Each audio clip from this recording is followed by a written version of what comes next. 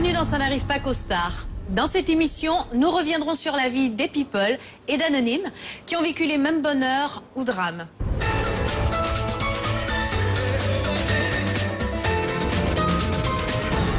Brigitte Bardot, symbole de toute une génération, est aujourd'hui connue pour sa passion pour les animaux. Comme elle, Cédric est un fervent défenseur de nos amis les bêtes. Pour les aider, ce Niçois a créé sa propre association et s'est entouré de marraines célèbres. Allons découvrir le combat quotidien de Cédric, le fils spirituel de Brigitte Bardot. Je m'appelle Brigitte Bardot, je suis connue et cette célébrité, je la mettrai au service de ce que je suis en train d'entreprendre maintenant. Quand Brigitte Bardot met un terme à sa carrière d'actrice de cinéma en 1973, elle retourne à ses amours de toujours, les animaux. La star montre qu'elle ne fait pas les choses à moitié, elle donne tout pour la cause animale, même sa propriété de Saint-Tropez la madrague. Qui l'eût cru déplore la perte de l'été. Mais consacrer sa vie pour les animaux, ça n'arrive pas qu'aux stars. C'est aussi le choix de Cédric Paquet, un jeune niçois plutôt déterminé. Attention Stella. Chut.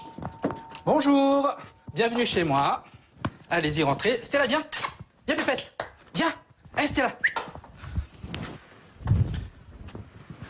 Et voilà mon jardin. Stella, viens. Viens ici, viens. Ah, ça y est, voilà. Elle est partie. Ici, il y a eu jusqu'à 45 lapins. 45 lapins, partout il y en avait. Je me suis fait engueuler par les voisins, tout ça. Noiro. Regarde comme il est beau. N'aie pas peur. Lui s'appelle Châtaigne. Viens mon bébé, viens. Alors lui en fait compte, il a été abandonné chez mon vétérinaire dans une caisse. Donc du coup je l'ai récupéré. Et là vous avez Buzzy, qui est morte il y a 10 ans. Et là c'est Sivé, c'est le fils de Pampan, qui est aussi décédé il y a 3 ans. Mais c'est beau parce que je veux pas les voir partir, donc ils sont à côté de moi, ils sont tout le temps là, présents. Sivé! Ça va? Alors, le nom du lapin, en fait, il a été donné par une amie que j'ai connue il y a quelques années, Sivé. Et donc, elle l'a adopté, et puis un jour, elle devait partir au Québec, donc je l'ai récupéré, et j'ai vu qu'elle avait appelé Sivé, donc je lui ai laissé son nom de baptême, Sivé. Et du reste, ça me fait penser que Brigitte a du reste aussi un cochon qui s'appelle Riette. Donc, comme quoi, les noms un peu bizarres pour les animaux, ben, tout le monde les utilise. En fait, c'est ni une passion, c'est un sacerdoce, en fait. C'est-à-dire que la protection animale, ça ne tombe pas comme ça du jour au lendemain. Tu te dis, tiens, qu'est-ce que je vais faire demain? Je vais faire la protection animale. Non, non. C'est un amour des animaux que j'ai depuis tout petit. Et quand j'ai pris connaissance du sort qu'on leur réservait, ben, c'est là que j'ai commencé la protection animale. Berlioz, moustique, choupa. Non, tu vois, non.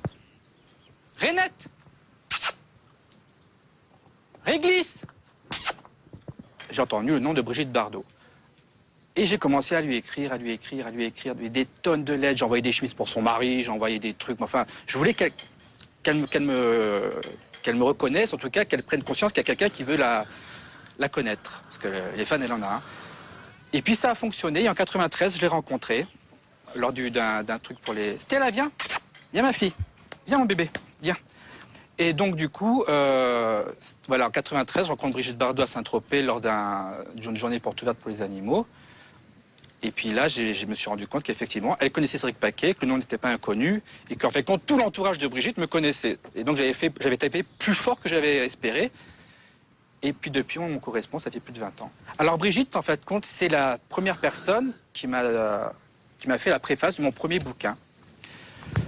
Il faut du courage et une infinie dose d'amour pour écrire et décrire sans concession les martyrs que les animaux subissent quotidiennement dans l'indifférence générale. Cédric Paquet, qui est un peu mon fils d'adoption de la protection animale, a eu cette volonté de dénoncer à son tour ce que la lâcheté humaine inflige aux animaux.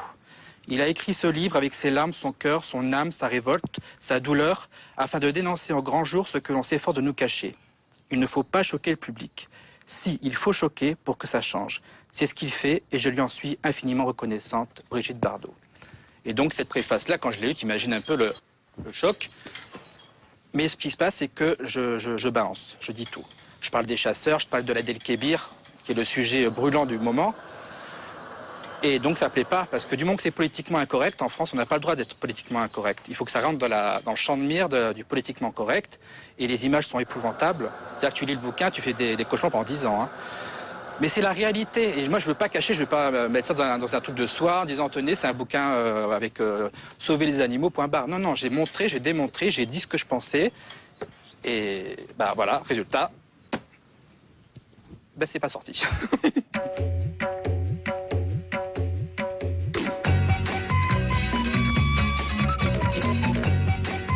Je ne peux pas mener cette fondation de protection des animaux sans être politique. J'ai vu tous les ministres de l'Agriculture, tous les ministres de l'Écologie depuis qu'ils ont été nommés, parce qu'au départ, ils n'y étaient pas, tous les ministres de l'Intérieur. J'ai vu 3 présidents de la République et je suis dans une merde pas possible parce que personne ne m'aide. Je me souviens quand je suis venue ici et que ça avait déjà fait un ramdam et que ça avait dénoncé le massacre des phoques dans le monde entier. Et si je fais le voyage de France jusqu'ici, c'est pas pour faire du tourisme, ni pour me faire photographier comme au Festival de Cannes. Conférence de presse à Blanc-Sablon. C'est un moment important de votre vie. Ah oui, là, j'ai Des appels gueulé. du monde entier pour venir vous voir et essayer de trouver une solution à ce massacre qui écœure le monde. Regarde la mer qui sort là, vite, là. Voilà ce que c'est qu'un bébé phoque et voilà ce qu'on tue. C'est un souvenir extraordinaire, ça. Alors ça, c'est beau, cette image. C'est beau, ça. Que c'est mignon. Là, j'ai le petit bébé phoque dans mes bras. J'ai un souvenir de ça, mon Dieu, que c'est beau. On les tue pour faire des manteaux de fourrure pour les connes qui veulent se mettre ça sur le dos. Et voilà. On les aura, va. Et je dis que toutes ces connes qui prennent ces fourrures, on les aura. On les a pas eues.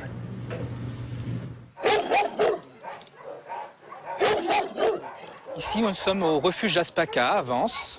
C'est 100 000 abandons chaque année en France.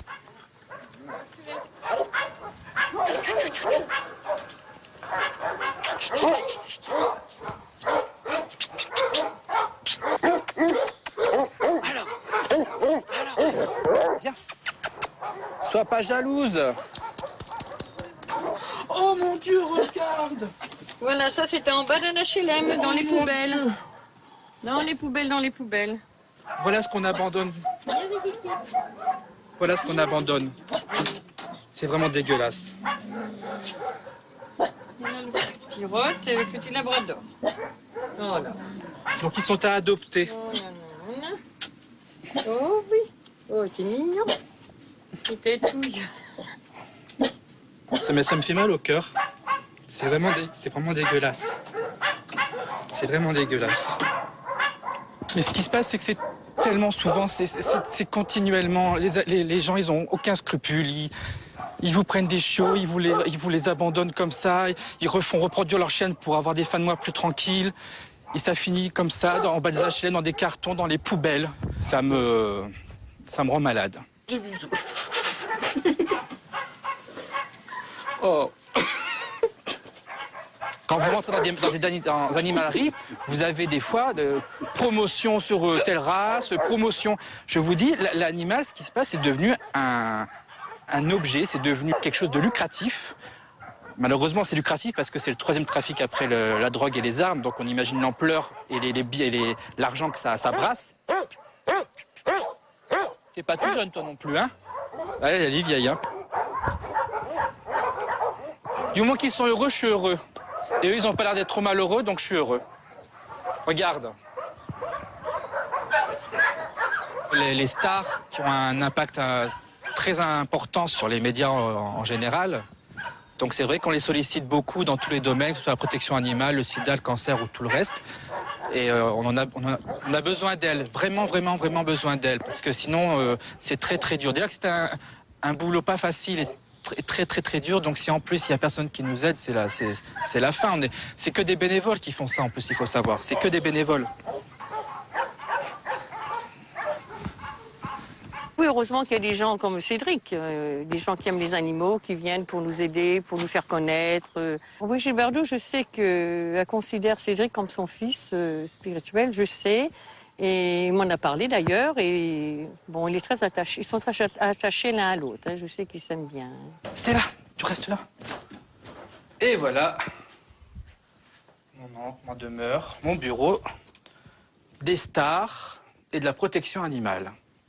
Alors en fait, compte Gala, je l'ai vraiment pris au pif, hein, parce que je me suis rendu compte que le nom que je voulais donner, ça faisait, les initiales, ça faisait Gala. Mais c'était pas du tout par rapport au magazine. Hein. Donc ça s'appelle Groupe d'action pour l'amour des animaux. Alors ça, c'est le premier classeur des courriers que j'ai fait quand j'étais tout jeune, tout gamin. Bravo Cédric pour ce petit journal et pour toutes les actions que tu as faites pour sauver les animaux. Tu es formidable, je t'aime, Brigitte. Pour Gala et mon Cédric, mon fils de cœur pour la protection animale, Brigitte Bardot. En fin de compte, je crois que j'ai fait du cinéma, que j'ai été célèbre pour pouvoir faire ce que je fais maintenant. Donner mon nom à une cause qui me tient à cœur. À côté de Bardot, Cédric a su s'entourer d'autres stars grâce à son ami qui gravite dans le monde du spectacle, mais grâce surtout à Gala, son groupe d'action pour l'amour des animaux. Gala est soutenu par 2 marraines, Michel Mercier, Angélique Marquise des Anges et Betty Ulmer, la femme du chanteur Georges Ulmer. Alors pour Betty, il faudrait des couleurs assez vives, orangées, machin, donc voilà, ouais, exactement. Oui, c'est celui-là. Formidable. Ça, j'aurais dû amener un porteur, hein.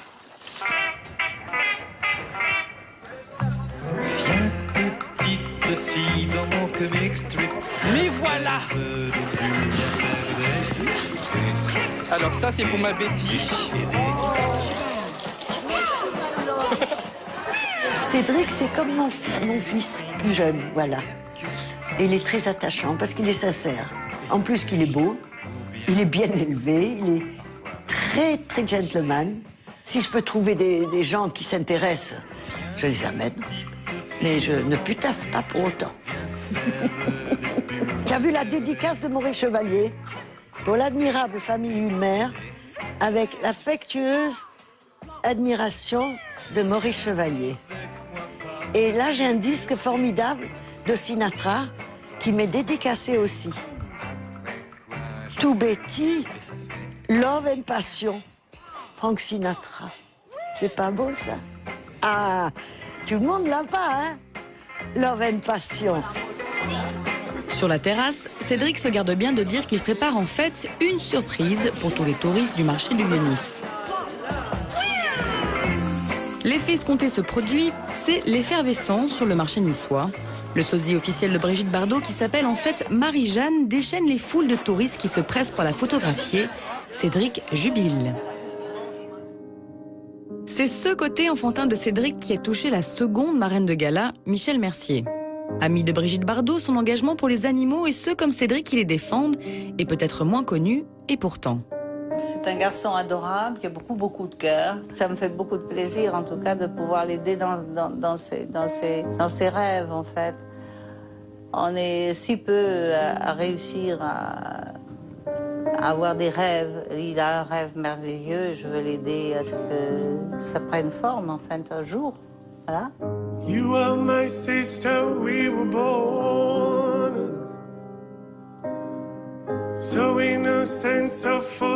Tout comme Brigitte Bardot, Cédric paraît disposé à poursuivre son rêve jusqu'au bout. Sa passion lui a même permis de côtoyer le monde des stars, alors que pour Brigitte, ironie du sort, cette même passion semble l'en avoir éloigné. I was so afraid of the night.